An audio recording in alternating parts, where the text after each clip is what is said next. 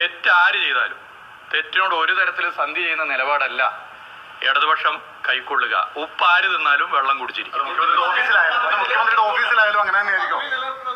2016 മുമ്പ് വർഗീയ കലാപങ്ങൾക്ക് കക്ഷി ചേരുന്നവരായിരുന്നു കേരളത്തിലെ പോലീസ്. അതുപോലെ തന്നെ പല പ്രവർത്തികളുടെയും ഇടനിലക്കാരായി പോലീസ് പ്രവർത്തിച്ചിരുന്നു. 2016 LDF സർക്കാർ വന്നതിന് ശേഷം LDFന്റെ നയം നടപ്പിലാക്കി ജനകീയ പോലീസ് സംവിധാനം കൊണ്ടുവരുന്ന നിലപാടുണ്ടായി. ആ നിലപാടുമായി മുന്നോട്ട് പോകുന്നു. പല ഘട്ടങ്ങളിലും പൊതു അംഗീകാരം കേരള പോലീസിനുണ്ടായിട്ടുണ്ട്.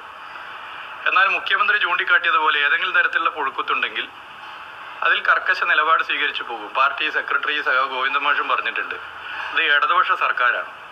തെറ്റാര് ചെയ്താലും ആ തെറ്റിനോട് കോംപ്രമൈസ് ചെയ്യില്ല, ഒരു തരത്തിലുള്ള സംരക്ഷണം ഉണ്ടാവില്ല. ഉപ്പാര് തിന്നാലും വെള്ളം കുടിച്ചിരിക്കും. മുഖ്യമന്ത്രിയുടെ ഓഫീസിലായാലും അങ്ങനെ തന്നെയായിരിക്കും.